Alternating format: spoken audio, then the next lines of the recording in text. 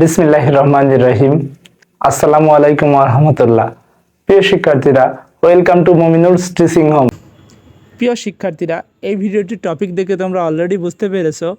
এই ভিডিওটি দ্বারা বার্ষিক মূল্যায়ন 2024 বিষয় ডিজিটাল প্রযুক্তি, শ্রেণী নবম অর্থাৎ নবম শ্রেণীর ডিজিটাল প্রযুক্তি, এই বইটির কিভাবে বার্ষিক পরীক্ষা হবে সেই নির্দেশিকাটিকা আমরা এই ভিডিওয় আলোচনা করব। এই ভিডিওর মাধ্যমে আমরা একটা নমুনা প্রশ্নের একটু ধারণা দেওয়ার চেষ্টা করব তোমাদের। তাই বাড়তি কথা না বাড়িয়ে চলে আসছি মূল ভিডিওর আলোচনা অংশে।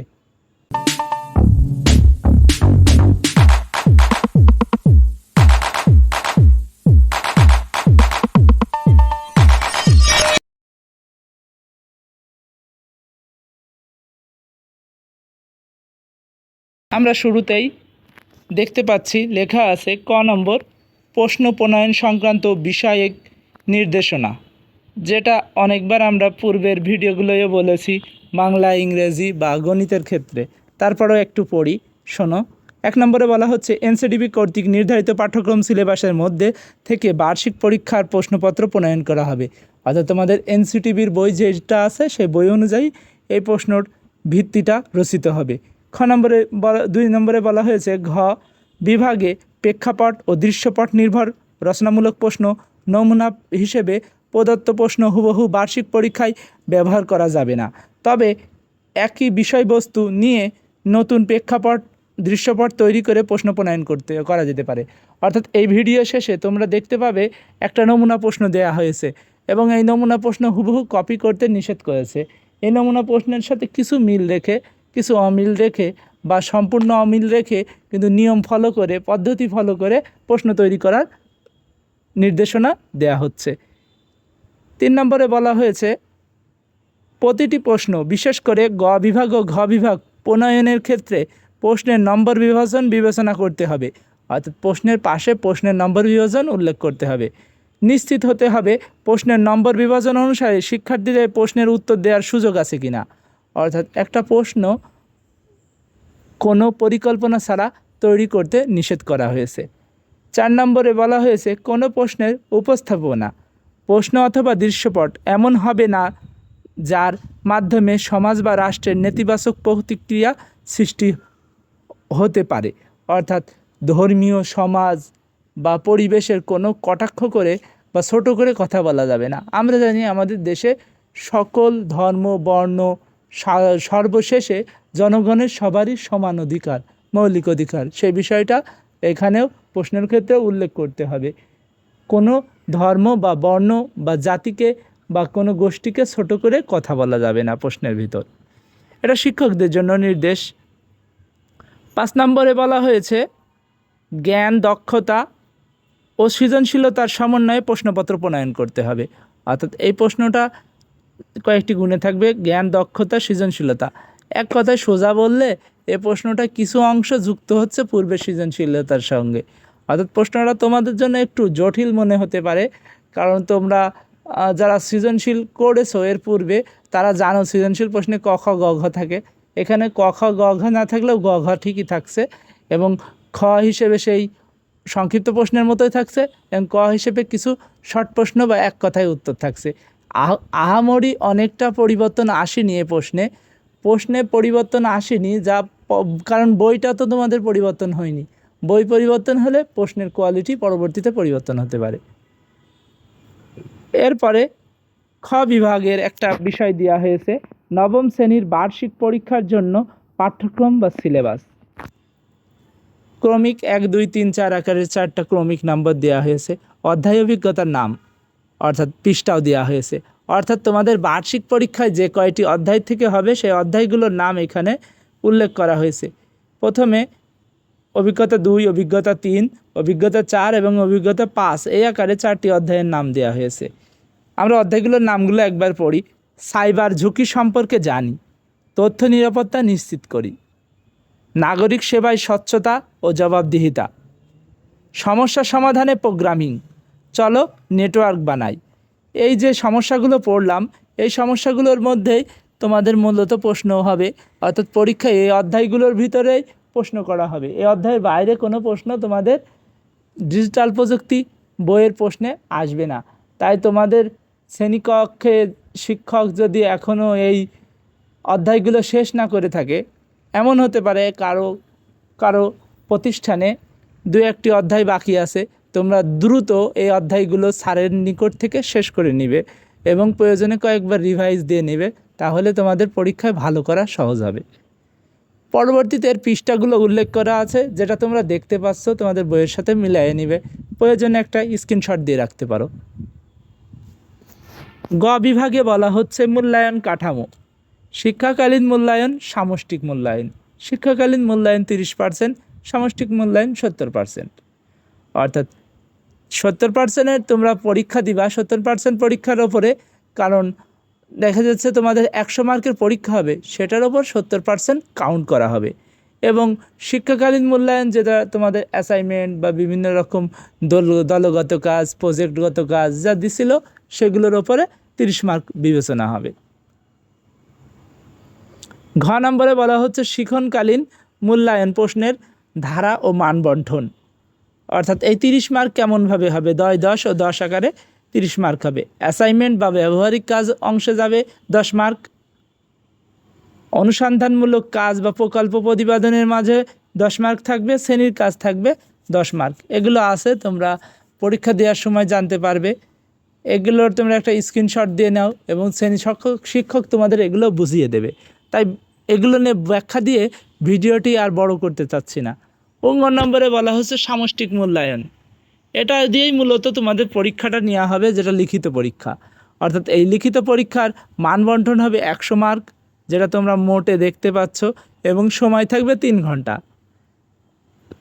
ক্রমিক 4 ধাপে প্রশ্নটি করা হবে এবং অ্যাসাইনমেন্ট বা আমরা যদি বলি আইটেমের নামগুলো আমরা আগে পড়ি। নৈবেত্তিক প্রশ্ন থাকবে 2টা, বহু নির্বাচনী আর এক কথায়। এখানে 15 মার্ক এবং পরে এক কথায় প্রকাশ 10 মার্ক। এখান থেকে যেগুলো তোমাদের এক একটা টিক বা এক কথায় প্রকাশের অ্যান্সার করতে তোমাদের 20 সেকেন্ড মতো সময় লাগবে, যদি তোমরা ভালো করে পড়াশুনো করো। আর তোমরা তাও এখান থেকে 40 সেকেন্ড করে বাঁচাতে পারবে। অর্থাৎ এখানে 25 মিনিট সময় দেওয়া হবে 25 মার্কের জন্য, কিন্তু এটা তোমরা যারা ভালো পারবে 15 মিনিটের মধ্যে হয়ে যাবে, 10 মিনিট হাতে থাকবে। তারপরেও আমি রিকমেন্ড করব তোমরা ধৈর্যের সাথে সুন্দরভাবে এইগুলো দিবা, কারণ এক একটা কাটা মার্ক, এই মার্কগুলো স্যার তোমার কাছ থেকে কমাতে পারবে না চাইলেও। অর্থাৎ তোমার হইলে নাম্বার দেবে, না হইলে ভুল গেলে ক্রস যাবে। সেই জন্যে সতর্কতার সাথে এই টিকগুলো দিবা এবং এক কথায় প্রকাশগুলোর অ্যান্সার করবে। পরে বলা হয়েছে 2 নম্বর সংক্ষিপ্ত প্রশ্নের উত্তর। সংক্ষিপ্ত প্রশ্নের উত্তর এখানে 10 মার্ক, অর্থাৎ 5টি থাকবে, 5 দুগুণী 10, না একটু ভুল বললাম, এখানে 10টা থাকবে 2 মার্ক করে, 10 দুগুণী 20 মার্ক থাকবে। এবং রচনামূলক প্রশ্ন থাকবে একটা দৃশ্যপটবিহীন এবং একটা থাকবে দৃশ্যপট নির্ভর। দৃশ্যপটবিহীন থাকবে 3টি, উত্তর দিতে হবে 5টির মধ্যে, এবং সেখান থেকে তোমাদের 3 5 15 মার্ক থাকবে। দৃশ্যপট থাকবে এমন প্রশ্ন থাকবে 7টার মধ্যে 5টা তোমাদের অ্যান্সার করতে হবে, 5টা 40 মার্ক, অর্থাৎ টোটাল মার্ক 100 মার্ক। এই ছিল অঙ্গ নম্বর প্রশ্ন। অঙ্গ নম্বরে সামষ্টিক মূল্যায়ন বিষয়ক তোমাদের লিখিত পরীক্ষার প্রশ্নপত্র কেমন হবে তার একটু বেসিক কনসেপ্ট। এরপরে আমরা সামষ্টিক মূল্যায়ন প্রশ্নপত্র সম্পর্কে যে কথাটা বারবার বলা হচ্ছে, শ্রেণী শিক্ষক হুবহু এই নমুনা প্রশ্নটা কপি করতে পারে না, তার অধিকার দেওয়া হয়নি। চাইলে কিছু অংশ কপি করতে পারে এবং এই ধারাবাহিকতায় এই সিস্টেমটা বজায় রেখে প্রশ্নটা তৈরি করবে। এই প্রশ্নটার যদি আমরা একটু দেখি, তাহলে আমাদের পরীক্ষা কেমন প্রশ্ন আসবে তার একটু ধারণা বা কনসেপ্ট আমরা লাভ করতে পারবো। এখানে বার্ষিক পরীক্ষা প্রশ্ন 2024 প্রশ্নের হেডলাইন দেওয়া থাকবে। বিষয় ডিজিটাল প্রযুক্তি এমন লেখা থাকবে এবং শ্রেণী তোমাদের নবম, তাই নবম লেখা থাকবে। এখানে সময় লেখা থাকবে, যা আমরা দেখতে পাচ্ছি। সময় কত দেওয়া আছে? 3 ঘন্টা এবং পূর্ণমান 100, এই লেখা আছে। এরপরে বলা হচ্ছে নৈবেত্তিক অংশ, বহু নির্বাচনী প্রশ্ন, এক কথায় উত্তর। এটা শুরুতেও তোমাদের প্রতিষ্ঠান চাইলে তোমাদের কাছ থেকে নিয়ে নিতে পারে পরীক্ষা আকারে, এবং পরবর্তীতে প্রশ্নের অংশটুকু তোমাদের সংযুক্ত করতে পারে। এটা প্রতিষ্ঠানের চার ওপর ডিপেন্ড করছে।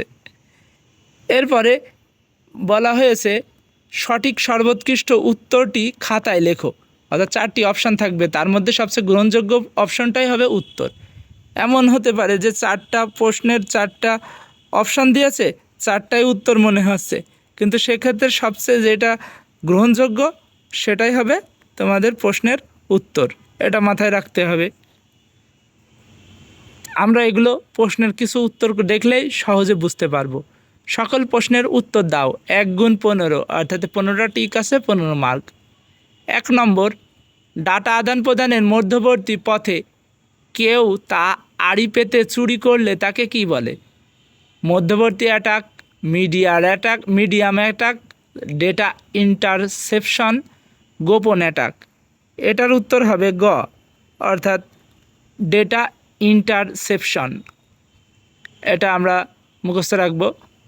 এরপরে ডিজিটাল মাধ্যম ব্যবহার করে কাউকে উত্ত্যক্ত বা বিরক্ত করাকে কি বলে?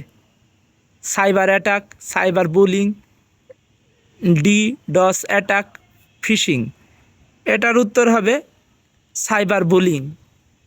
3 নম্বরে বলা হচ্ছে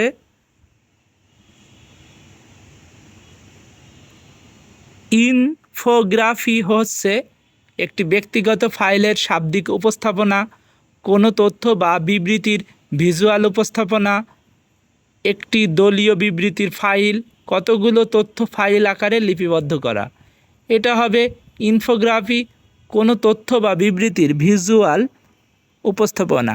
অর্থাৎ যেই উপস্থাপনাটা আমরা দেখি বিভিন্ন চিত্র বা গ্রাফিক কায়দায় বোঝানো হয়, সেটা হচ্ছে ভিজুয়াল গ্রাফিক। 4 নম্বরে বলা হয়েছে জাতীয় পরিচয়পত্রের ভুল সংশোধন কোন ধরনের সেবা? 4 নম্বরের উত্তর হবে ক, নাগরিক সেবা। একটা বিষয় দেখেছো, আমাদের দেশে জাতীয় পরিচয়পত্রে ম্যাক্সিমাম ক্ষেত্রে ভুল, মানে এগুলো ভুল না হলে তো সংশোধনের প্রয়োজন নেই, বেশিরভাগ ভুল থাকে তাই সংশোধন করা হয়। এমন না কারোর জোর করে ভুল করে দিয়েছে। আসলে ঘটনা হয় কি, একজনের নাম দেখা যাচ্ছে মোসাম্মদ জরিনা খাতুন হবে, জরিনা বেগম লিখে দিয়েছে, মনুক্তি লেখা মতো স্বেচ্ছাচারিতা। অর্থাৎ এই কাজগুলো তো যারা এই ভোগান্তিতে পড়েছে তারা ভালো জানে। আমাদের দেশের এসব ব্যবস্থাগুলো অনেক দুর্বল, এগুলোও আমাদের দক্ষ লোক প্রয়োজন। 5 নম্বরে বলা হয়েছে প্রত্যেকটি প্রতিষ্ঠানের সেবা সম্পর্কিত তথ্যসমূহ উন্মুক্ত রাখা আছে কোথায়? এটার উত্তর হবে 5 নম্বরের খ, প্রতিষ্ঠানের পোর্টালে। অর্থাৎ যে প্রতিষ্ঠানের পোর্টালে সে প্রতিষ্ঠান সম্পর্কে যাবতীয় তথ্য পাওয়া যায়। তুমি যদি কলেজ সম্পর্কে খুঁজতে চাও, কলেজের সকল ডিটেলস কলেজের পোর্টালে পাবে। তুমি যদি দাউদ পাবলিক স্কুল অ্যান্ড কলেজ সম্পর্কে তুমি জানতে চাও, তাহলে তার পোর্টালে গিয়ে পাবে। তুমি যদি green lab school and college সম্পর্কে জানতে চাও, তার পোর্টালে গিয়ে সব পাবে। এটা হচ্ছে গিয়ে প্রতিষ্ঠানের নির্দিষ্ট একটা ওয়েবসাইট। 6 নম্বরে বলা হয়েছে ওয়েবসাইটের নামকে কি বলে? এটা হচ্ছে ডোমেইনের নাম। এটা তোমরা যারা বই পড়েছো চিনতে পেরেছো ডোমেইন বিষয়টা কি। 7 নম্বরে বলা হয়েছে প্রোগ্রামে যে অংশকে কোনো তথ্য জমা রাখা যায়, মানে যে অংশে কোনো তথ্য জমা রাখা যায় সেটাকে বলে কম্পাইলার, লুপ, ইন্টারপ্রেটার, ভ্যারিয়েবল। এটার উত্তর হবে ভ্যারিয়েবল, অর্থাৎ ঘ নম্বর উত্তর। 8 নম্বরে বলা হচ্ছে ভ্যারিয়েবলের সঠিক নামকরণ নয় কোনটি? 8 নম্বরের উত্তর হবে মাই নেম @ যেটা রয়েছে এই আকারে ভ্যারিয়েবলের নামকরণ করা হয় না, বাকি সবগুলোই ভ্যারিয়েবলের নামকরণ হতে পারে। এরপরে 9 নম্বর টিকটা আমরা যদি দেখি, বলা হচ্ছে 23.07 কোন ধরনের ডেটা টাইপ? অর্থাৎ এই টিকটার উত্তর হবে ফ্লট, FLOAT, ফ্লট। এই টাইপের ডেটা টাইপ। ডেটা টাইপের কিছু নাম আছে, সেগুলো আমরা মুখস্থ রাখলে এটা পারবো। 10 নম্বরে নিচের কোনটি প্রোগ্রামিংয়ের ভাষা? 10 নম্বরের উত্তর হবে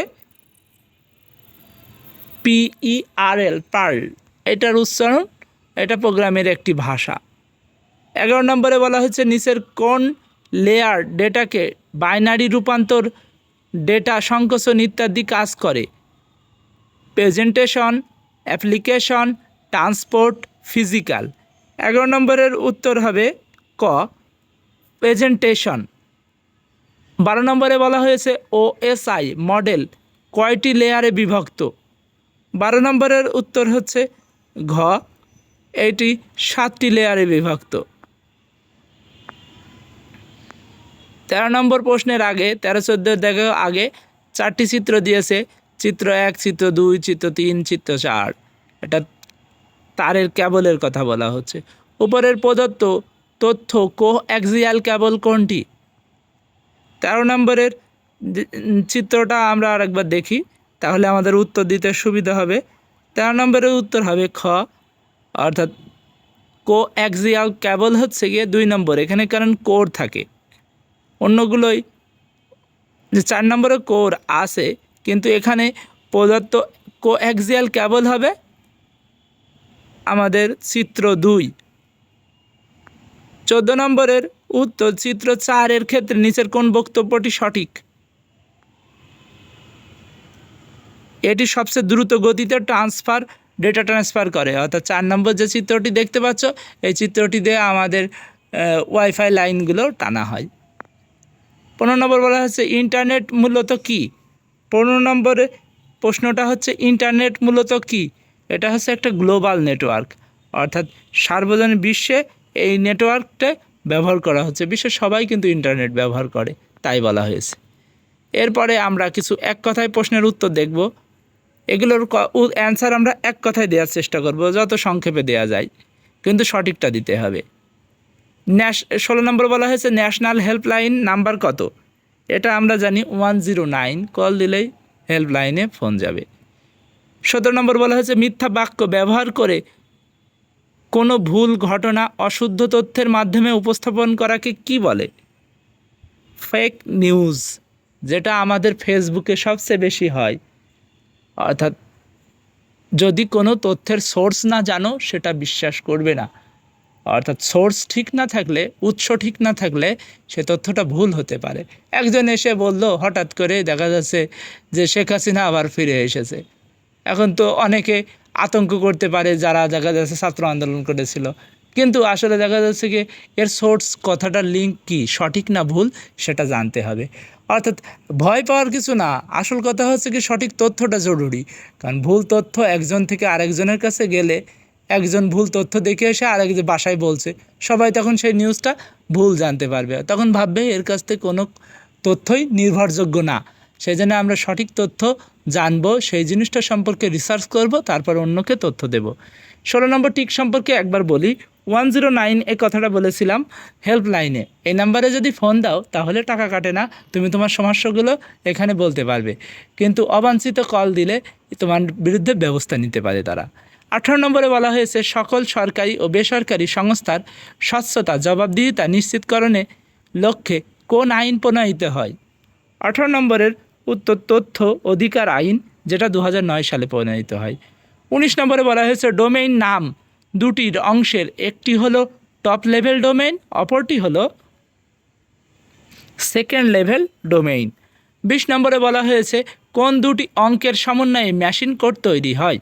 20 নম্বরের উত্তর হচ্ছে 0 এবং 1, অর্থাৎ ডিজিটাল যন্ত্র তৈরি হয় 0, 1 দিয়ে।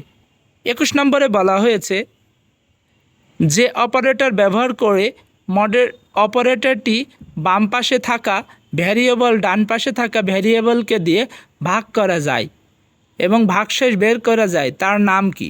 21 নম্বরের উত্তর হবে মডুলার অপারেটর। 22 নম্বরে বলা হয়েছে প্রোগ্রামের মধ্যে একই রকম কাজ বারবার করতে হলে সেটিকে নির্দিষ্ট শর্ত মেনে কি ডিজাইন করা হয়? এটার উত্তর হবে লুপ ব্যবহার করে। লুপ মানে ফাঁকা স্থান। এরপরে 23 নম্বরে বলা হয়েছে নেটওয়ার্কের মাধ্যমে যে সকল ধাপ অতিক্রম করে তথ্য এক ডিভাইস থেকে অন্য ডিভাইসে যায় সে ধাপগুলো প্রত্যেকটিকে কি বলে? এগুলোকে বলে লেয়ার, মানে এক একটা ধাপে কাজ করি সেটা লেয়ার হিসেবে থাকে। এক লেয়ার থেকে আরেক লেয়ারের ওপরে বসানো যায়, সরানো যায়। চাইলে সবগুলো না কেটে যে কোনো একটা লেয়ার কেটে দিলে সেই অংশের কাজটুকু বাদ পড়ে যায়, এমন কাজ করা যায়। তোমরা যারা গ্রাফিক্স ডিজাইন বোঝো তারা এটা খুব সহজে বুঝবে। এরপরে বলা হয়েছে 24 নম্বরে, 2 বা ততোধিক ডিভাইসকে নেটওয়ার্ক সংযুক্ত করার জন্য যে ফিজিক্যাল মাধ্যম প্রয়োজন হয় তা কয় ধরনের হয়ে থাকে? এটা 2 ধরনের হয়ে থাকে। 25 নম্বর, ইন্টারনেটের সাথে সংযুক্ত প্রতিটি ডিভাইস বা নেটওয়ার্ক আলাদাভাবে শনাক্ত করার জন্য ব্যবহৃত সংখ্যাসূচক ঠিকানাকে কি বলে? এটাকে বলে আইপি অ্যাড্রেস। খ নম্বরে আমাদের সংক্ষিপ্ত প্রশ্ন থাকবে, যেটা 10টি থাকবে, 10টির মার্ক 2 করে, 10 দুগুণে 20 মার্ক থাকবে, সেগুলোর অ্যান্সার করতে হবে। তোমরা এই সংক্ষিপ্ত প্রশ্নগুলো একটা স্ক্রিনশট দিয়ে নিতে পারো, এগুলো বইয়ের থেকে এই অনুযায়ী পড়ে নিবা। তোমাদের একটা গুরুত্বপূর্ণ বিষয় বলি, তোমাদের জন্য সবচেয়ে ইম্পর্টেন্ট প্রশ্ন তো বলে দিতে পারছি না হুবহু, কিন্তু এই প্রশ্নগুলো আলোকেই ছাড়া প্রশ্ন করবে, মানে এখানে যেই টপিকস অনুযায়ী প্রশ্ন এসেছে আশা করা যায় এই টপিকস অনুযায়ী স্যাররা প্রশ্ন দিবে। অর্থাৎ 1 2 3 4 5 6 এই 9টি দেখতে পাচ্ছ এই আকারে, এবং শেষে একটি আছে 10টি। এটা তোমরা একটা স্ক্রিনশট দিয়ে নিতে পারো। স্ক্রিনশট কমপ্লিট হলে পরের অংশ দেখি আমরা। পরের অংশে আমাদের গ বিভাগ প্রশ্ন থাকবে 5টি, দিতে হবে অ্যান্সার 3টি। এখানে যেমন 3টি প্রশ্ন তৈরি করেছে, এমন দৃশ্যপট অর্থাৎ ওপরের কোনো উদ্দীপক থাকবে না সেমন প্রশ্নের অ্যান্সার করতে হবে। এবং ঘন বিভাগে আমাদের কিছু উদ্দীপক দেওয়া থাকবে, এই উদ্দীপকের আলোকে প্রশ্ন থাকবে 2টা করে, ক এবং খ।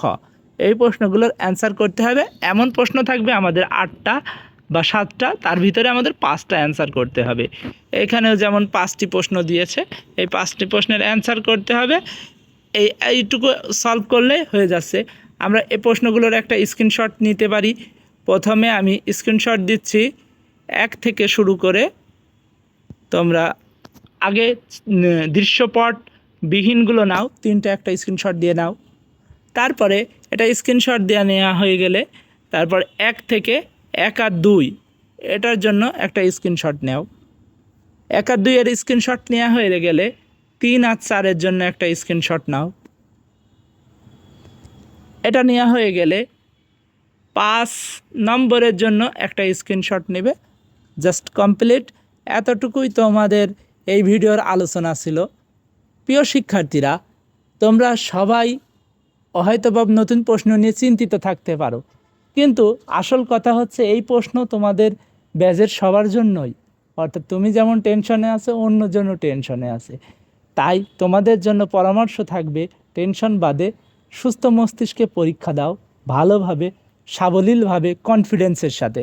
আশা করি অন্যান্য কয়েকটি স্টুডেন্টের চেয়েও তোমরা যারা এই ভিডিওটি দেখেছো তোমরা আরও ভালো কিছু করবে এবং ভালো রেজাল্ট করবে। তোমাদের সকলের জন্য চিরতাই শুভকামনা রইল। আসসালামু আলাইকুম ওয়া রাহমাতুল্লাহি ওয়া বারাকাতুহু।